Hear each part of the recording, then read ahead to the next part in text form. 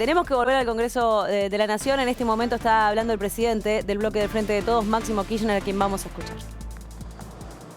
Que aparte, por las circunstancias mismas que obligó a la pandemia, ¿no? Porque muchas veces, recién decía que, o escuchaba, ¿no? Como que los encerramos en un baño, ¿no? Y cuando uno ve muchas veces en las condiciones que se producen las internaciones, la lejanía entre quien padece la enfermedad y ha sido internado y su familia y sus seres queridos, la imposibilidad prácticamente de despedirse en los términos normales de lo que son las costumbres de la mayoría de nuestra sociedad, de carecer de la oportunidad de velarlo, de despedir, de que la gente, quien quiso, a quien ha muerto, lo pueda despedir. Creo que es irreproducible pensar en esas cosas, ¿no? Cuando la muerte llega como un rayo y nadie la espera, es un gran problema, porque siempre quedan muchas cosas por hablar, charlar o abrazos por dar. Pero esa es una de las dimensiones de ese duelo que hay. Después hay otra dimensión y otro duelo, que es el de los proyectos de vida de muchas argentinas y de muchos argentinos. Proyectos de vida que en diciembre del 19 seguramente nadie imaginó esta realidad. Creo que esta pandemia no estaba en el menú de ninguna fuerza política. No existía, no estaba. Si uno revisa las plataformas de los partidos políticos,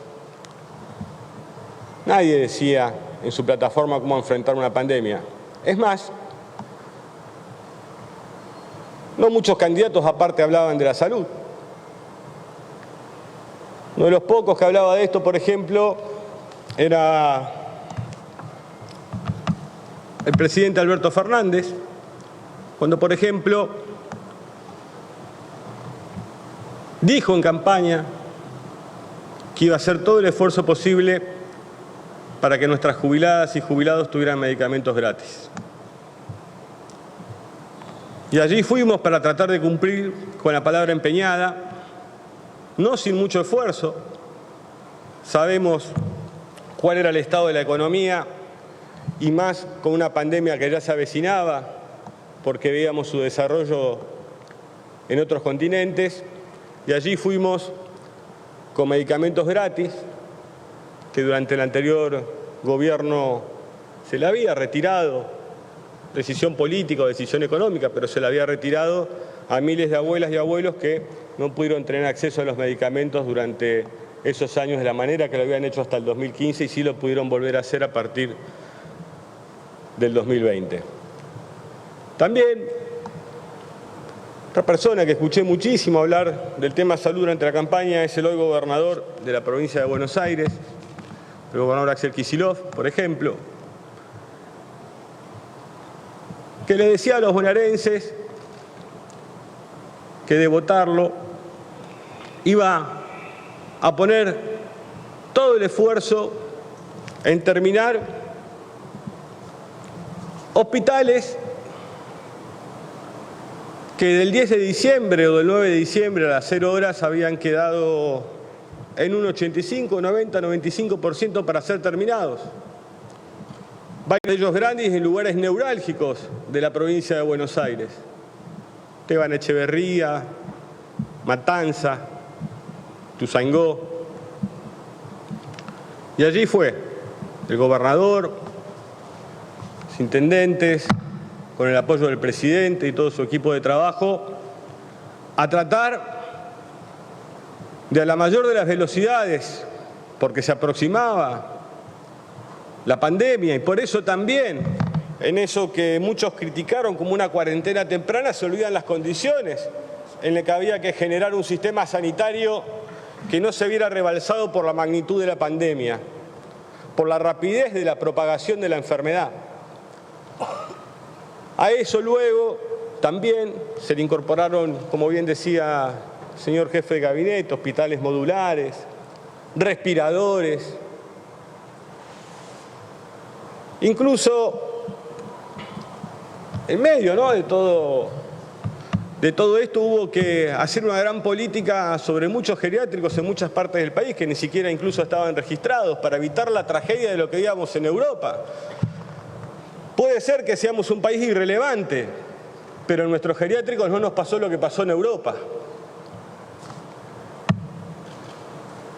Porque más allá de la fuerza política que gobernara, o la ciudad de Buenos Aires, Mendoza, la provincia de Buenos Aires, se actuó con la rapidez suficiente y no hay gobernador o gobernadora que pueda negar que encontró en el gobierno nacional el brazo extendido para ayudarlo más allá de cómo pensara o de cómo se expresara públicamente.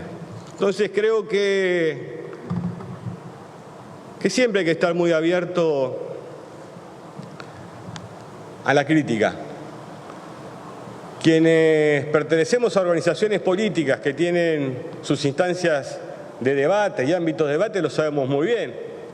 Quizás por ahí lo que hacen política en monopatín es mucho más fácil porque, bueno, pegan el volantazo para un lado o para el otro sin tener que dar explicaciones a nadie. Pero lo cierto es que no es menor. No es menor que esos proyectos de vida de nuestros pibes y pibas, con todos los problemas que hay, pero esas pibas y pibes que por ahí esperan su cumpleaños de 15 o esperaron su viaje de egresado, los que tenían la oportunidad de ir a la escuela, que no lo pudieron hacer. De empezar una carrera o terminarla, porque todo se demoró. De poder avanzar en sus vidas y ver cómo esta pandemia, producto de las restricciones propias que impone para evitar la propagación, porque nadie puede estar totalmente de acuerdo con que estas medidas traen felicidad. ¿Quién puede disfrutar decirle a la gente que no puede salir? ¿Quién? Yo creo que ninguno de los que estamos acá, que ninguna de las que estamos acá podemos disfrutar eso. Entonces creo que por ahí si dejáramos de inferir, sugerir o a veces decirlo directamente, recordemos que en un momento fue calificada de infectadura la democracia argentina. Entonces esa inmadurez que demostramos muchas veces después hace que la sociedad nos vea como nos ve. Y esas son las cosas que muchas veces debemos abordar, porque, por ejemplo, yo escucho, voy a comparar la cantidad de fallecimientos que hay en nuestra patria con las Islas Malvinas. Una tragedia como aquella guerra, y de repente un día digo, bueno, queda simpático decirlo porque son 150, 153. Y uno dice, termina, primero, ¿por qué esa comparación? Y segundo, ¿por qué el uso de Malvinas también? Y pregunto también, ¿qué hicieron por Malvinas si tanto le preocupa para ponerla como ejemplo de la tragedia? Yo les quiero recordar que el presidente Macri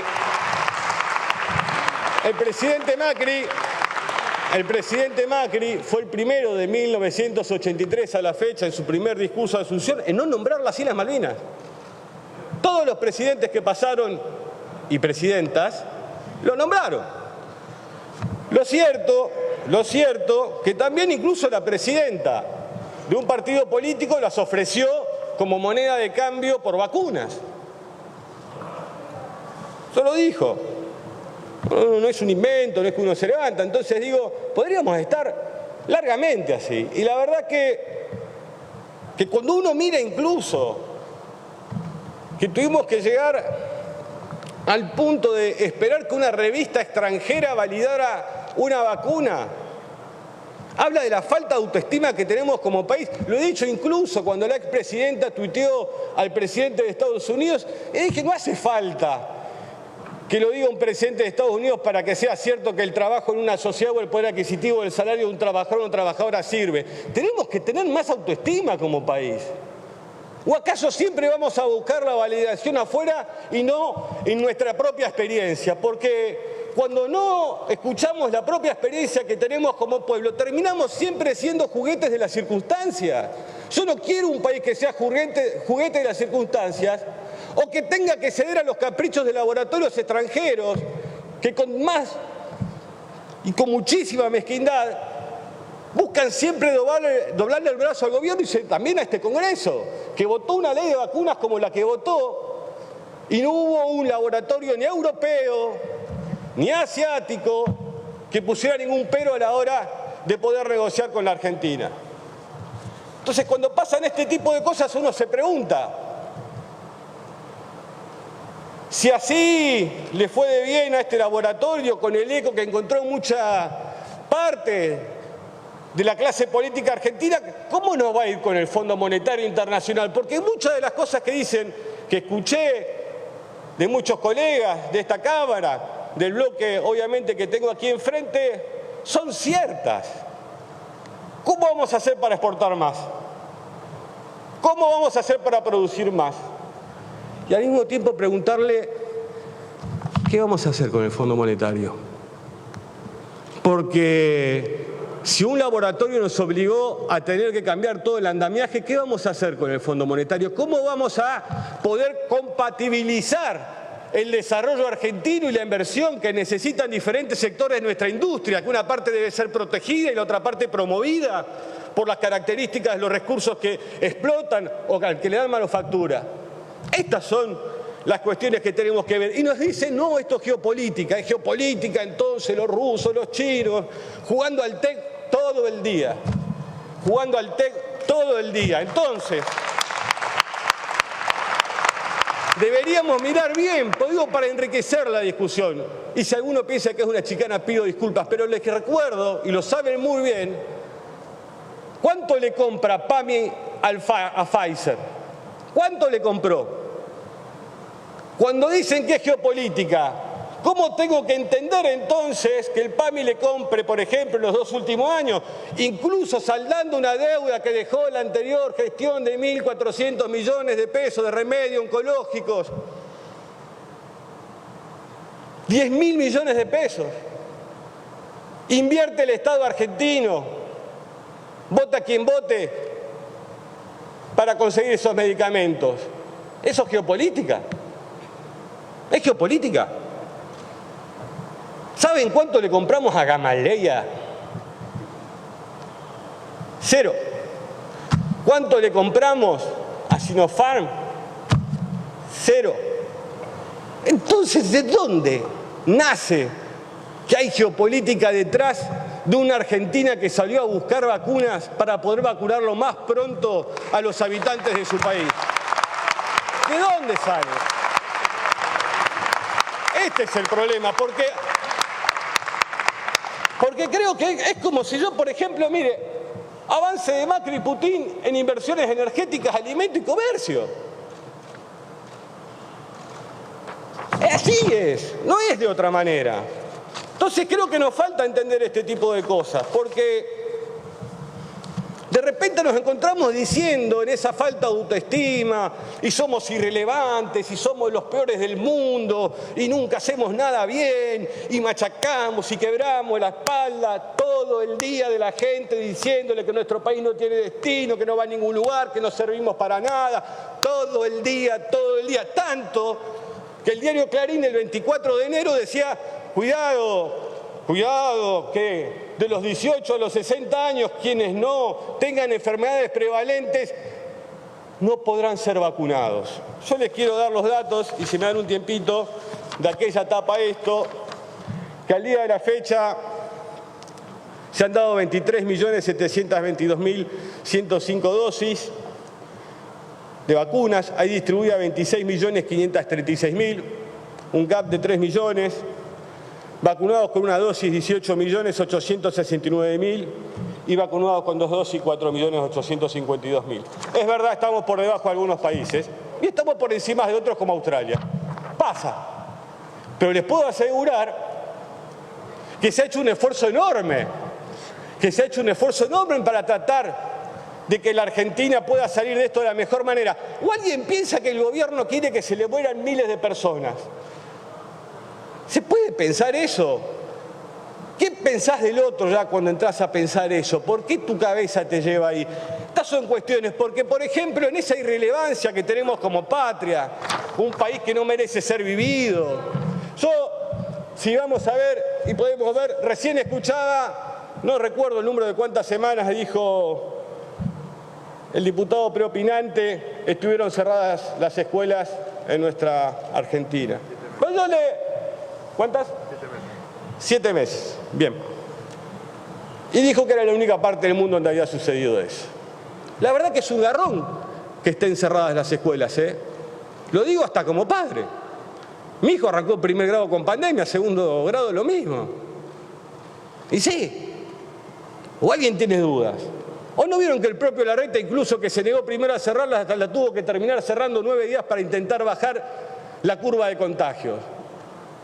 ¿Es necesario que discutamos en estos términos estas cosas? Yo les muestro el diario El Mercurio de Chile, obviamente, lejano a nosotros. ¿Qué dice?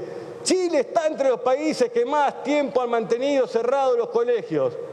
53 semanas. Entonces creo que podríamos estar así, quizás algún colega del otro bloque puede levantar, podemos estar horas. Es un fenómeno inaudito la pandemia y la hemos transitado como pudimos y económicamente se generó el ATP, se generó el IFE. Yo escuchaba a uno de los jefes de uno de los bloques reclamar como si la pandemia fuera inexistente. Yo creo que hay que ser más humilde cuando se viene de gobernar. Hay que saber tabular bien las cosas.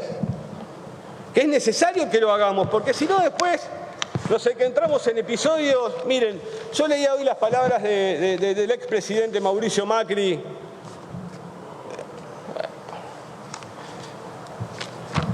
que dijo: yo la pasé muy mal cuando fui gobierno, porque y así hablaba el presidente del bloque del Frente de Todos, Máximo Kirchner, en el Congreso Nacional, en la Cámara de Diputados, donde concretamente el jefe de gabinete, Santiago Cafiero, está realizando su sesión informativa. Y recordemos que cuando arrancó hubo muchas interrupciones, y a eso hacía referencia Máximo Kirchner en este discurso.